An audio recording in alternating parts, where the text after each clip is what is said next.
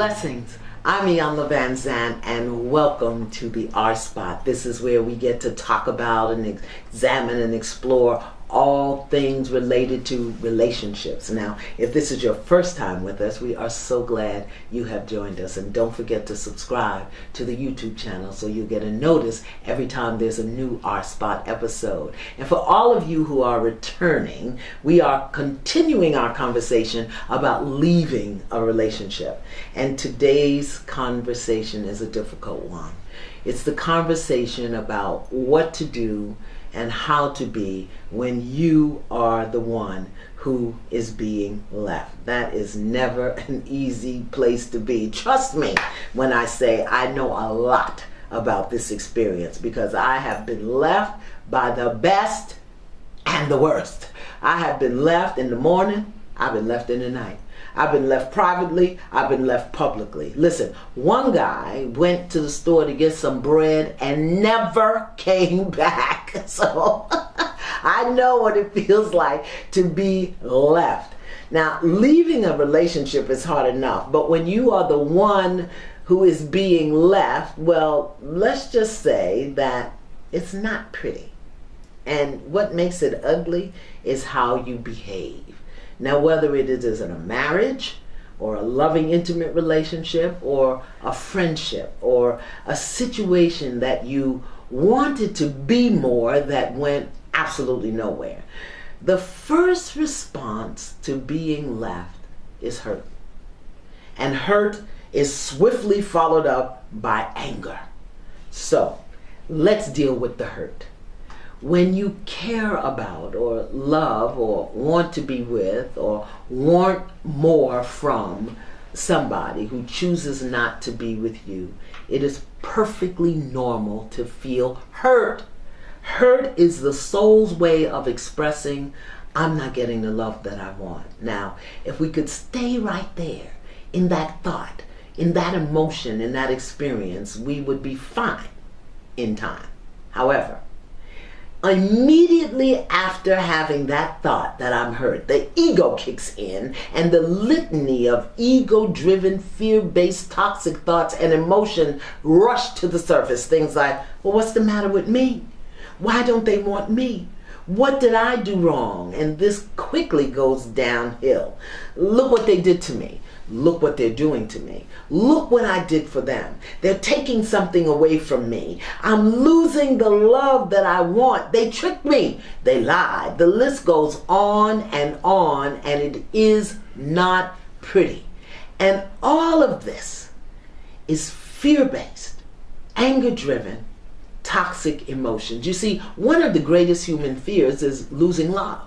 So when someone we love or want to love leaves us, fear rushes to the surface, fuels the anger, and fear wears many faces. The best way to stop the fear from fueling the anger and making all sorts of crazy chatter in the head is to focus on the hurt. Now, I know that sounds crazy, but the soul can manage the hurt while it's ego that drives the fear and the anger. You see, the soul can soothe the heart and the hurt, while the ego wants revenge and punishment. So when you are the one who is being left, my coaching to you would be focus on the hurt.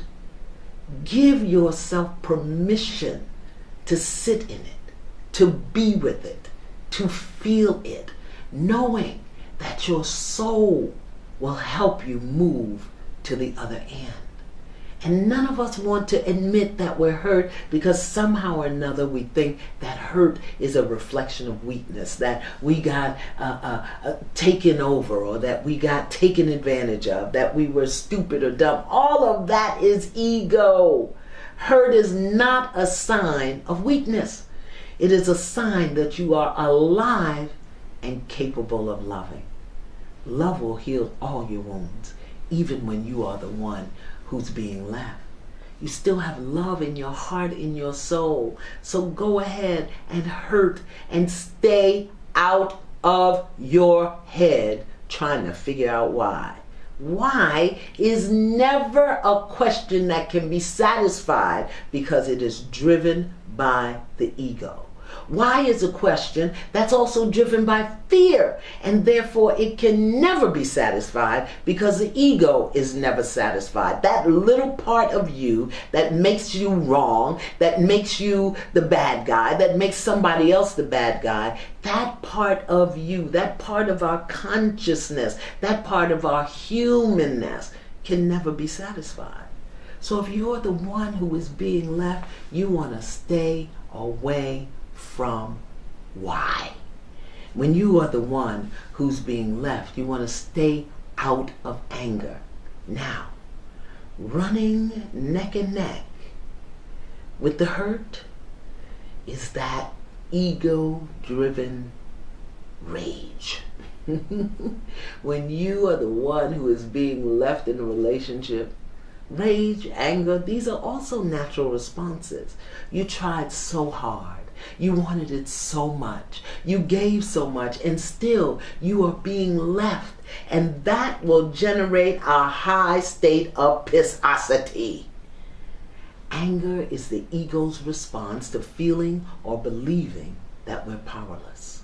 When someone or something encroaches upon our sense of power, and when we believe that our right or sense of control has been limited, anger is the ego-driven, fear-based response.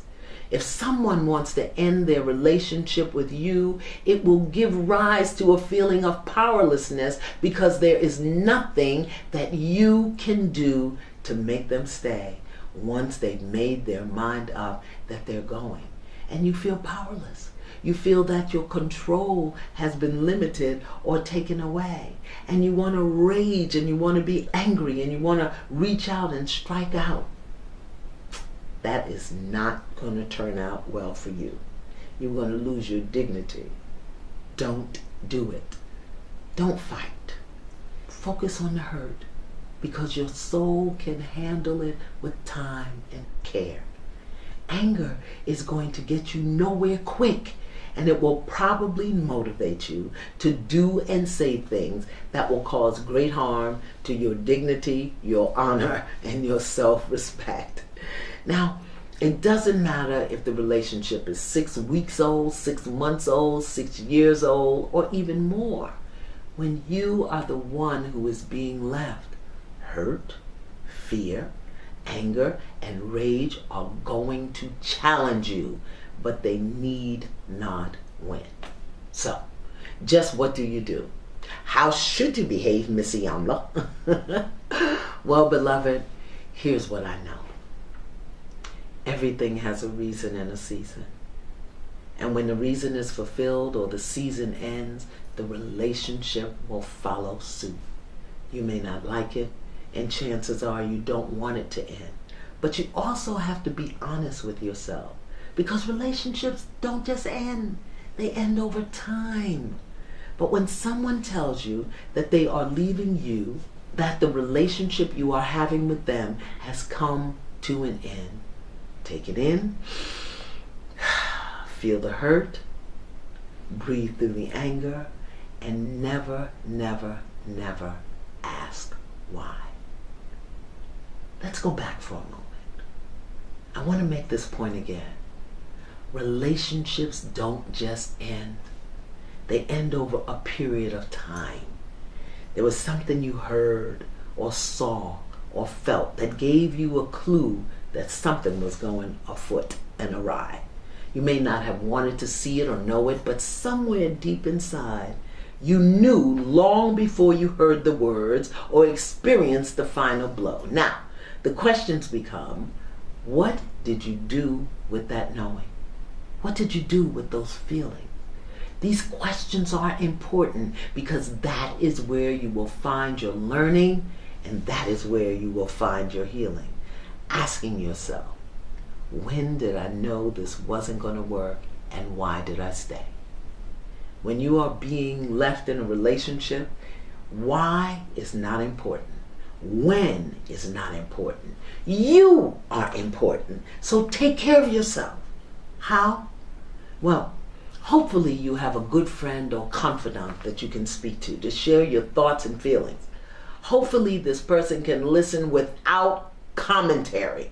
If you don't have such a person, a living physical being to turn to, then turn to God or your journal and just let it rip. Let out everything you're feeling, everything you're thinking, so that you can gain clarity and move beyond the hurt and the anger with grace.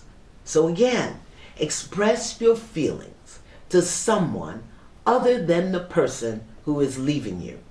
Now, the next thing you want to do is you want to be gentle with yourself. Be gentle. Be gentle in your thinking. Be gentle with your approach to everything. Give yourself time to settle in to this new reality. Because when someone is choosing to end their relationship with you, they are making a choice, a hard choice. And whether you believe it or not, in most cases, it's not easy for them either. So as you're being gentle with yourself, you'll be able to be gentle with them. So when a relationship ends, regardless of the circumstances or the whys, what you need for your healing and growth is time and closure. Now, that's where the next step, the tricky step, comes in. But it is very, very necessary. Ask what you need to ask, knowing that you may never get an answer that stops the hurt or calms the anger. I remember once when I was being left, and I'm telling you, I've been left, okay? And the person that was leaving had the decency to tell me that they were leaving, because some people don't. I asked him a very simple question. It was, is there anything that I could have done or not done which would have made this better? You know what he said? No, not really. We both did the best we could, and it's just time for me to go. Then I asked him for 3 days to take it in, and then we'd figure out how we were going to do it. 3 days later, after I had ranted and raged like a lunatic with my friends, I asked him not to call me for at least 30 days. I also asked him not to answer if I called him. In other words, I asked for what I wanted and needed to get through the first stage, the anger and the hurt stage, when I knew my behavior would be totally unpredictable. And he agreed, and we made it through those 30 days. Did I miss him? Absolutely. Did it hurt? It hurt like hell. Like the I can't breathe hurt. I can't eat or sleep hurt. Was I mad? I was a stark, raving lunatic. But I stayed in my journal. I cried my little heart out. I prayed, and I maintained my dignity. Now, it must have been around day 22 when all of my friends were sick of hearing about it and him and my outrage and about every thought that I had. But I had a thought, and this was it. I refuse to allow myself to want somebody who doesn't want me. I refuse to give myself permission to desire someone who cannot, does not, will not meet my desires. And I simply refuse to think about it anymore. And once I had that thought, everything seemed to shift. Why on God's green earth would I want to be with someone who doesn't want to be with me? Am I crazy? So sure, the companionship is nice, a warm body is comforting, but hey, I love me. I want me. I like being with me. And that's when it happened. That's when I realized that all the love and all the energy that I was given to him, it was mine. And I could give it to myself. I could love on me. I could spend time with me. I could cherish and adore me and take care of me. And hot diggity damn, what a revelation. All of a sudden, instantly, I'm telling you, instantly, everything changed. When I refused to follow my pattern of chasing after people who did not want me, everything changed. When you're the one being left, don't focus on the other person. Focus on you. Nurture and nourish you. This, my beloved, is the way that you'll discover that the love you were giving is the love that you are. You lost the person, but not the love. You may have to shift some things around and change some priorities, but your loving you will keep you strong. What I learned by being left was the depth and capacity of my own love. My goodness. Now, I know this is not easy. I know it's easy to say and hard to do, but I also learned through the experience that there's a call and wisdom in the soul. And when you let go, you can go into your own soul, your own love, and discover many things about your life that will prepare you to love again. What I'm talking about here is not a cakewalk, nor is it for punks. To honor your hurt and give yourself permission to feel it and be with it, to breathe through anger with compassion and dignity without acting out, and to ask for what you want without backpedaling and taking the easy way out, calling, whining, blaming, begging. To be left, dropped, rejected, abandoned, and to refuse to believe you deserve it or that you did something to cause it. Now, this is not for the faint of heart, but it is a path to healing and growth and the evolution of your soul. Now, there are some practical considerations, when you're ending a marriage where there are children and property involved, or when you're ending a long-term relationship where there's friends and family and other people involved, or when you're ending a relationship, a friendship, after years and years of knowing and loving and trusting. These are not things that can be taken lightly, and we're going to explore them in a future episode and examine some of the intricacies of ending relationships where children are involved or shifting your involvement in family relationship. But what I'm offering you right now, right here today, is the way out of a relationship, any relationship, where your heart and soul are at stake. It is simple. Refuse to want to be somewhere where you are not wanted, honored, respected, and where your love cannot be returned in full measure. Take all the love that you were focusing outward and turn it on yourself. Trust me, you'll figure out how to do it. You absolutely will. Now, don't get caught up in the drama of the hurt and the anger. Feel it, deal with it, and let it go. I know this is not easy, but I also know from experience it is doable. And if you will trust yourself, honor yourself, and do your damnedest to love yourself, I can promise you, you will attract the right person at the right time who will love you for you, measure for measure. This is a hard one, but like I said, it's doable. And it also brings us to the subject of our next R-Spot conversation. Just what kind of relationship are you having with yourself? Join me next time. And in the meantime, stay in peace, not pieces.